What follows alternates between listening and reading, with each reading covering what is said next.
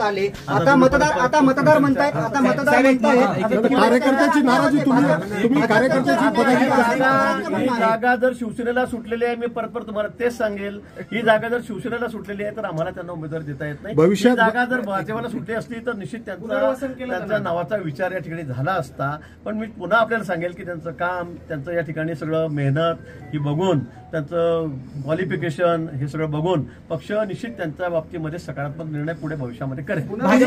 कार्यकर्त्यांनी केलेलं आहे, रामदासजींनी तर खूप मोठं काम 3 वर्ष या ठिकाणी रात्रीचा दिवस करून या ठिकाणी केलेलं आहे, संघटनात्मक काम केलेलं आहे, हे अतिशय सत्य आहे। परंतु युतीमध्ये एकदा जागा सुटली की त्या ठिकाणी आपल्याला उभं राहता येणार नाही, बंडखोरी करता येणार नाही आणि त्यासाठी आपण फॉर्म मागे घ्यावा, उमेदवारी फॉर्म अर्ज मागे घ्यावा आणि सर्वांनी मिळून शिवसेनेचे जे उमेदवार आहेत त्यांना या ठिकाणी सहकार्य करावं हे सांगण्यासाठी आम्ही या ठिकाणी आलेलो होतो। सर्वांची अतिशय खेळीमेळीच्या वातावरणामध्ये या ठिकाणी चर्चा झालेली आहे। कार्यकर्त्यांचं म्हणणंही आम्ही ऐकून घेतलेलं आहे, उमेदवारांचंही म्हणणं आम्ही ऐकून घेतलेलं आहे, त्यांनी अर्ज भरलेला आहे त्यांचा। मला असं वाटतं उद्यापर्यंत सकारात्मक निर्णय त्यांचा त्या ठिकाणी होईल। शिंदे गटाचा शिवसेनेचा हा उमेदवार सक्षम नाही।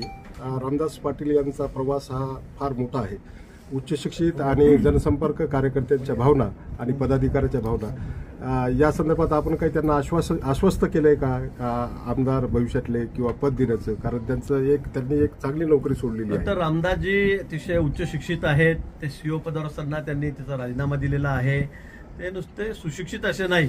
तर मला असं वाटतं की संघटनात्मक कामामध्ये त्यांचा इतका हातखंडा आहे की मलाही खरं आश्चर्य वाटलं ऐकून की इतक्या गतीने त्यांनी या ठिकाणी काम केलं आणि सगळ्यांनीच त्यांचं इतकं कौतुक केलंय, ते ऐकून मला खरं अतिशय आनंदही झालेला आहे। त्यामुळे मला वाटतं असा कार्यकर्ता होणार, तरुण, वय त्यांचं अजून अतिशय कमी आहे आणि इतक्या कमी वयात त्यांनी जे काम केलेलं आहे त्यामुळे त्यांना निश्चित त्यांचा विचार पुढे भविष्यामध्ये या ठिकाणी करेल।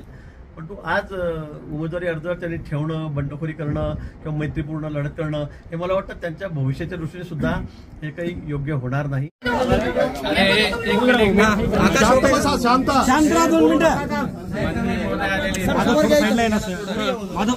सगळ्यांच्या बोंब धरायचे कसं साईडला येत बघा की बोंब समोर घ्या आता आपल्यात बोलू नका। बोला साहेब, रामदास पाटलांशी चर्चा झाली, काय उमेदवारी मागे घेत आहेत, काय ठरलंय? आपण बघितलं रामदासजी पाटील आणि त्याचे सर्व कार्यकर्ते विविध पदाधिकारी या शहरामधले सगळे या ठिकाणी हजर होते। याच्यापूर्वी मी श्यामबर्तीजी महाराज आहेत त्यांची सुद्धा भेट घेतली, त्यांच्याशी चर्चा केलेली आहे। दोघांनी या ठिकाणी फॉर्म भरलेले आहेत लोकसभेच्या उमेदवारीचे आणि उद्या माघार आहे आणि म्हणून इथे शिवसेनेला जागा सुटलेली आहे, म्हणून ते जे उमेदवारी अर्ज आहेत ते मागे घ्यावे हे सांगण्यासाठी, विनंती करण्यासाठी आम्ही या ठिकाणी आलेलो आहोत। डॉक्टर कराड साहेब या ठिकाणी, श्रीकांतजी भारती या ठिकाणी आहेत।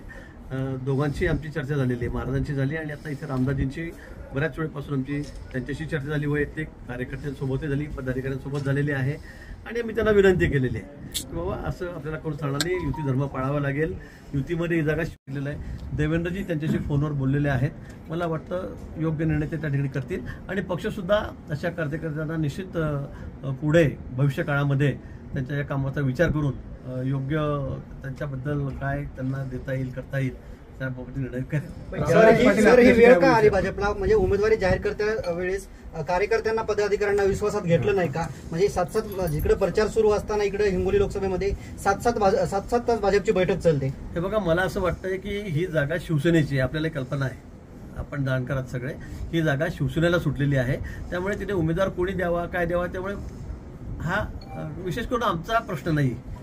ही जबाबदारी जी आहे ती शिवसेनेची। आता जिथे भाजपच्या जागा सुटलेल्या आहेत त्या ठिकाणी आम्ही मित्र पक्षाला विचारत नाही की बाबा कुणाला या ठिकाणी उमेदवार आहे। शिवसेनेचा उमेदवार सक्षम नाही। आता ते बघा, आता निवडून व्हायच्या आधी कोण सक्षम आहे, कोण सक्षम नाही हे ठरवण्याचा तसे पोल आलेले मला नाही। तसे पोल आलेले